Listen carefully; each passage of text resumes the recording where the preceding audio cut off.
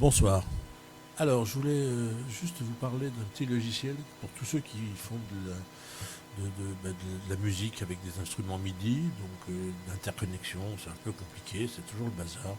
Il y a toujours des câbles partout et souvent on utilise un DAW, donc un système de MAO. Moi j'utilise MPC Beats de chez Akai, mais euh, c'est pas toujours évident de l'ouvrir et ça prend du temps. Alors que là, avec ce petit programme qui s'appelle MIDI-OX, qui est de chez About, vous voyez, c'est MIDI-OX, licence 32 bits MIDI Library, Personal Use Only, donc j'ai mon nom, voilà, et ça vous permet automatiquement, vous voyez, copyright 96-2010, c'est pas jeune, hein, et Jargenrud, Jerry Jargenrud et O'Connell, Jamie O'Connell, pardon.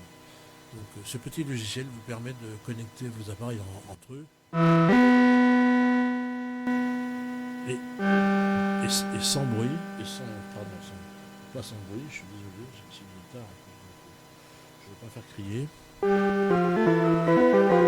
Donc ça ne doit rien changer, le son doit rester le même. Donc voilà, ça me permet d'interconnecter un Roland E4 qui est un voice tweaker, un Behringer Pro One qui est un synthétiseur analogique, deux oscillateurs polyphoniques. Ça c'est l'évolution de Behringer. Ils ont fait plus que l'original Pro One. Voilà. Et puis j'ai un petit Korg derrière moi, j'ai un petit Korg Volca Keys qui est aussi actif. Alors, on voit les appareils qui sont actifs ici. Bon, ça c'est trop petit, mais là on voit très bien en fait E4, mon appareil Roland E4. C'est le nom que me donne le port USB en mode MIDI. Hein. Voilà, le Pro One et l'USB 2-0 MIDI. À propos de ce USB 2-0 MIDI, qui est le nom USB de la connexion du Volca, enfin du Korg Volca Keys, ils vous disent bien c'est 2.0 et j'ai pas fait attention au début et j'avais sans arrêt des coupures, cassées, je perdais mes liaisons et tout. Et en fait, le fait de tout connecter en mode 2.0, si votre PC a encore des ports 2.0, eh ben, c'est quand même vachement mieux, même si le transfert se fait moins vite.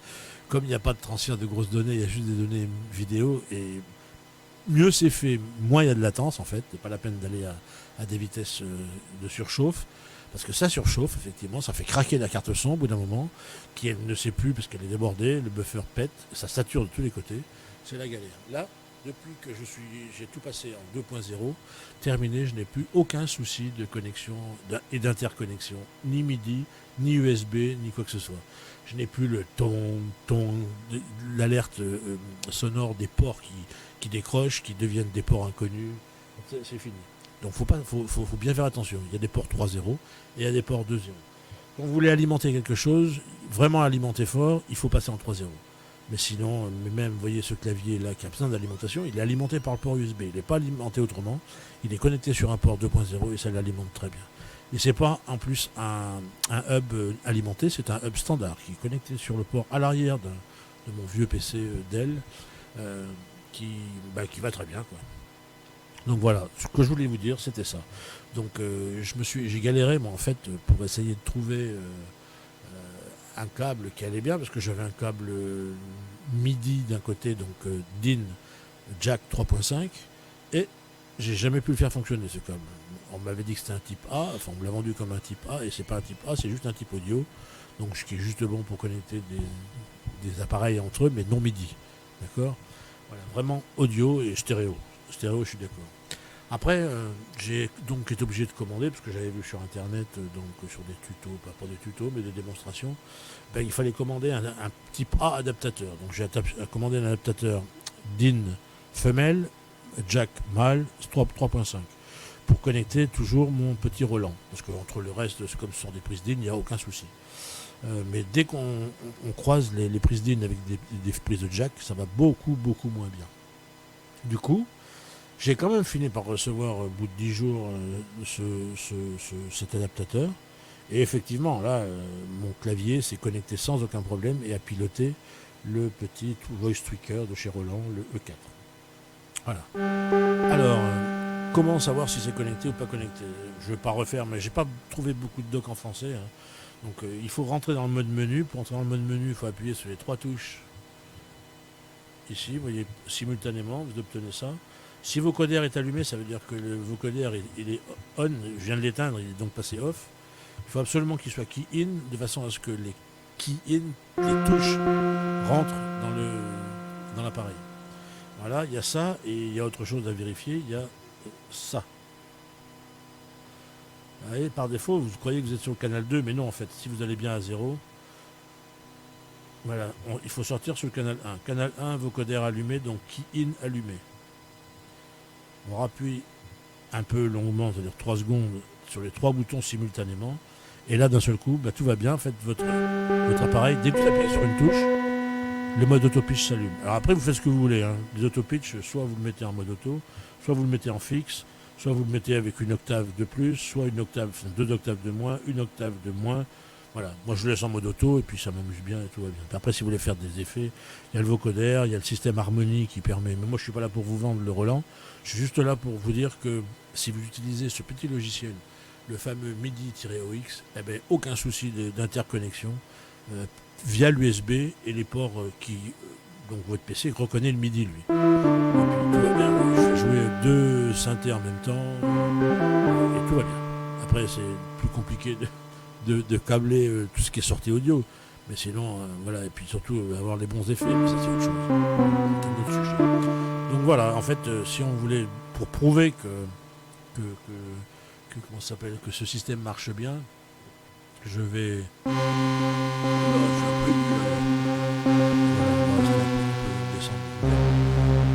Là, en fait, je voudrais vous montrer que quand je parle, c'est la note qui prend le dessus.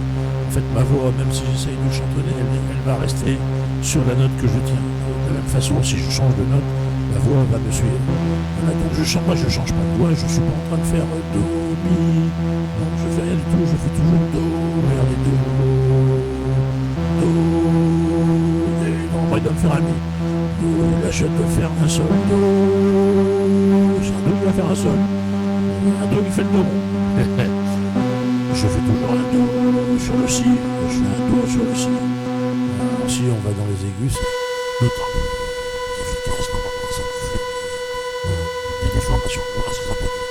Après, c'est à votre imagination de continuer le travail, quoi.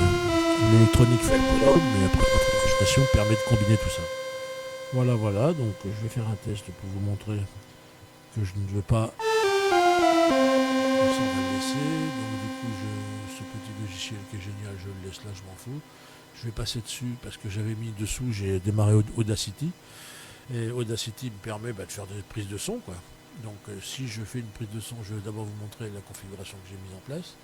Le reste, c'est Windows Wasapi parce que j'ai installé ASIO, les drivers ASIO. Le playback, j'utilise ma carte son, tout simplement, pour récupérer le son qui revient du système. Et le record, c'est les line-in qui sont devant de ma carte son. Entre temps, j'ai un petit mixeur avec préampli de chez Behringer qui me permet lui aussi de gagner en puissance et de préamplifier mon entrée vocale, donc audio, micro et audio pour le petit Korg par exemple. Ça me permet de séparer les 2 synthétiseurs. Je mets le Korg sur la voie de droite, je crois, oui, de droite, et sur la voie droite, et sur la voie gauche, je mets le Korg. Donc le Behringer Pro One à droite et le Korg à gauche. Le Korg, il accompagne la voix, donc je peux le baisser un peu, ça me permet de le moduler grâce à des petits potards qui sont super commodes. En fait, vous regardez, vous pouvez le voir, c'est lui, là, tout va bien. Ici, j'ai mon micro, ici, qui sort de là. D'accord, je suis un peu sur le bord, mais bon, pas trop le choix. Voilà, en fait, là, si je monte le son, ça va monter, vous voyez, ça sature un peu, ce qui est logique, c'est le gain, mais il n'y a pas de bruit. Ce petit mixeur est assez génial, il ne fait pas de bruit. Donc il ne génère pas de blanc, ces fameux bruits blancs qui sont casse-burettes. D'ailleurs, le bruit blanc, je l'avais, il était à fond ici. On va avoir un son beaucoup plus cool et beaucoup plus propre ici. Voilà.